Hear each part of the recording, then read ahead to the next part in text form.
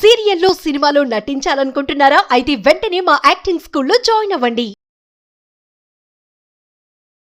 నమస్తే వంశీ గారు. నమస్తే అండి.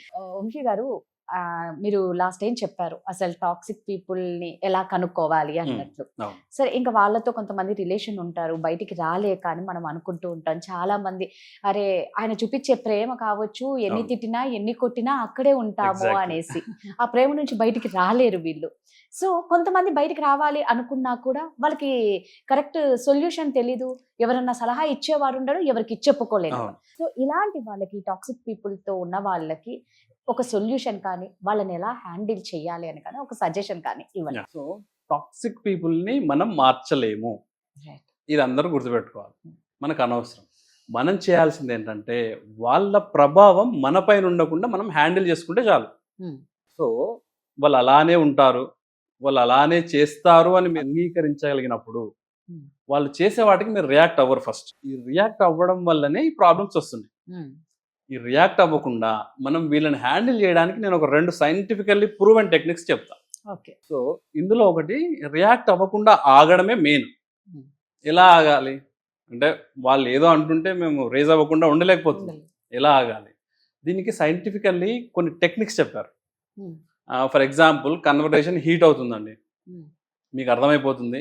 వైఫ్ కానీ హస్బెండ్ కానీ వాళ్ళు రేజ్ అయిపోయారు, కన్వర్సేషన్ బాగా హీట్కి వచ్చేస్తున్నప్పుడు అవతల పర్సన్ హస్బెండ్ టాక్సిక్ అనుకోండి, వైఫ్కి అర్థమైపోవాలి ఏదో జరుగుతుంది. Okay. ఆ అలర్ట్నెస్ వచ్చినప్పుడు ఏం చేయాలంటే ఆగిపోవాలి.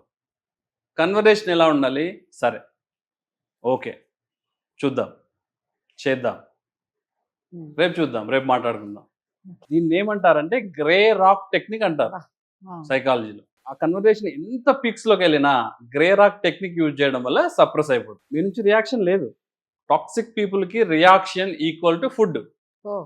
మీరు ఎమోషనల్గా రియాక్ట్ అవుతున్నారు అంటే వాళ్ళకి ఫుడ్ దొరుకుతుంది, ఎనర్జీ దొరుకుతుంది. మనకి గేమ్లో చూపిస్తారు కదా, సర్రా ఇట్లా లేస్తుంటుంది. Ah. మీరు ఎమోషనల్గా రియాక్ట్ అవుతున్నారు అంటే వాళ్ళకి ఎనర్జీ పెరుగుతుంది, ఫుడ్ వస్తుంది. మనం ఇక్కడ ఇంటెన్షనల్గా రియాక్షన్స్ని కట్ చేస్తున్నాం. వాడు ఎంతసేపు భరిస్తాడు, సరే Hmm. సరే రేపు చూద్దాం, సరే ఊరుకో, సరేలే, ఇంతేలే, 1 word ఆన్సర్స్, ఓకే రేపు మాట్లాడుకుందాం. ఇవి చేయడం వల్ల ఏమవుతుందంటే రియాక్షన్ కట్ అయిపోవడం వల్ల వాళ్ళకి మనం ఎనర్జీ సప్లై చేయట్లేదు. లాజికల్గా ఎనర్జీ సప్లై చేయకపోవడం వల్ల వాళ్ళు తగ్గిపోతారు, సప్రెస్ అవుతుంది.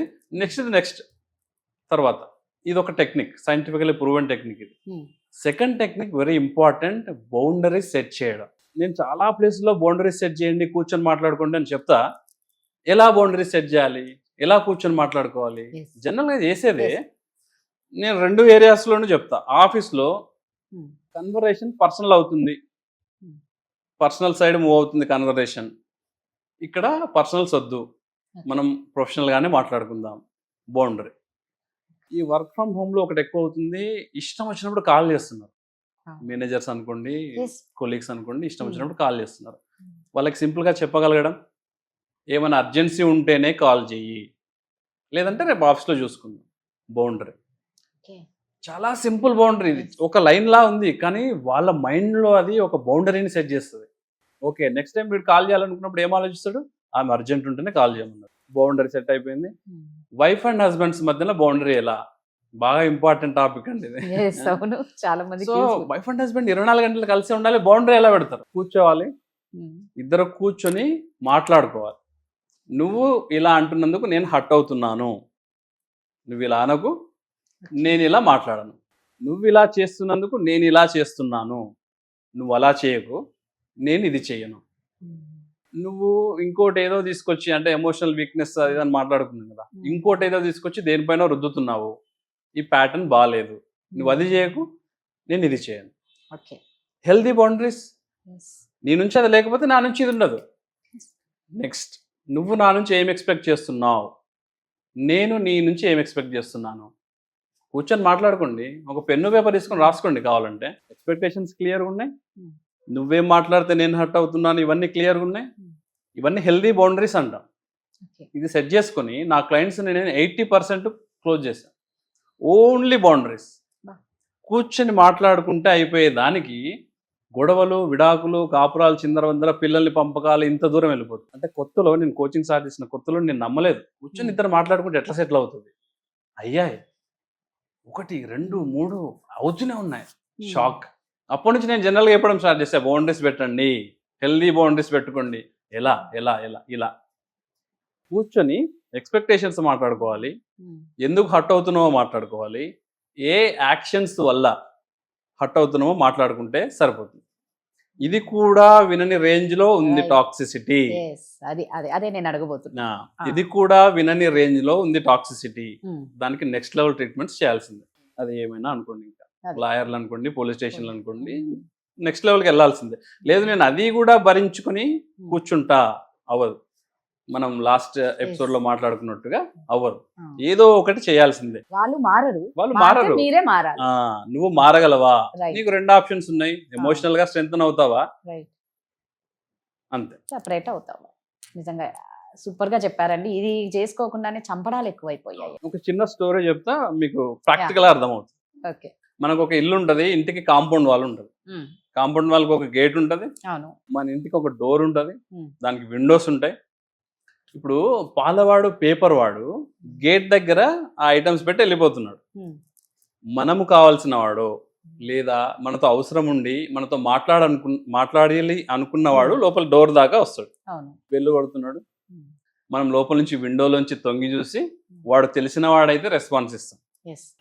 మనము బిజీగా లేదు, ఫ్రీగా ఉన్నామంటే మనం లోపల దాకా రానిస్తాం. లేదంటే బయటనే కదా, వాడు కొత్తవాడైతే బయట లోపల విండోలోంచి ఆన్సర్ వెళ్ళిపోతుంది, వాడు వెళ్ళిపోతుంది. ఇప్పుడే నేను లైవ్ ఎగ్జాంపుల్ చెప్పాలంటే, కింద రాధా గారిని కలవాలంటే 3 ఆపారు కింద లిఫ్ట్ దగ్గర. నెక్స్ట్ మళ్ళీ ఈయన గారు వచ్చి నన్ను పైకి తీసుకొచ్చారు. ఫిజికల్ గా మనం ఇన్ని బౌండరీస్ పెడుతున్నాం. నన్ను ఇంట్లోకి వచ్చి ఒకటి కలవాలంటే 4 స్టేజ్లు దాటాలి. ఇప్పుడు రాధా గారిని నన్ను కలవాలంటే 3 స్టేజ్లు దాటాలి. ఫిజికల్ గా పర్ఫెక్ట్ బౌండరీస్ ఉన్నాయి. మరి ఎమోషనల్ గా ఎందుకు బౌండరీస్ పెట్టాం మనం? Right, exactly. అంటే ఎవడు ఏదన్నా మైండ్ లోకి తీసుకోవడమే. కరెక్ట్. ఇక్కడ ఏం జరుగుతుందంటే, మనమే మన మైండ్ని ఓపెన్ చేసి అనండి, తిట్టండి. మరి అన్ని లోపలికి తీసుకొని ఏం చేస్తున్నాము? ప్రాసెస్ చేసుకుంటాం. నేను వేస్ట్, వీడు టాక్సిక్, వాడు అది, లేకపోతే నాకేది చేత కాదు, వాడి వల్లే నా జీవితం నాశనం అయింది. ఎందుకు ఇవన్నీ? నేనేమంటా అంటే, టాక్సిసిటీ సంగతి పక్కన పెట్టండి, మీరు మీ మైండ్లోకి ఎంట్రీ క్లోజ్ చేస్తే అయిపోతుంది కదా. ఎగ్జాక్ట్లీ. ఫిజికల్ గా బౌండరీస్ పెడుతున్నారు కదా. మీకు మొన్న ఎగ్జాంపుల్ చెప్పా, ఒకళ్ళు మీ పైకి వచ్చారు, ఏం చేస్తారు? తోసేయడము, పారిపోవడము చేస్తారు. ఇక్కడ చేయలేకపోతున్నాం ఏంటి మరి? మళ్ళీ అవతల పర్సన్ ని బ్లేమ్ చేయడం. బ్లేమ్ చేసే ముందు ఎంట్రీనే ఇవ్వకపోతే వాడేం చేయలేడు కదా మిమ్మల్ని. సో అలా మనం బౌండరీస్ పెట్టుకుంటూ చేసుకుంటే టాక్సిసిటీని హ్యాండిల్ చేయొచ్చు. బౌండరీస్ ద్వారా హ్యాండిల్ హ్యాండిల్ చేయొచ్చు. చేయొచ్చు. సూపర్, థ్యాంక్ యూ అండి.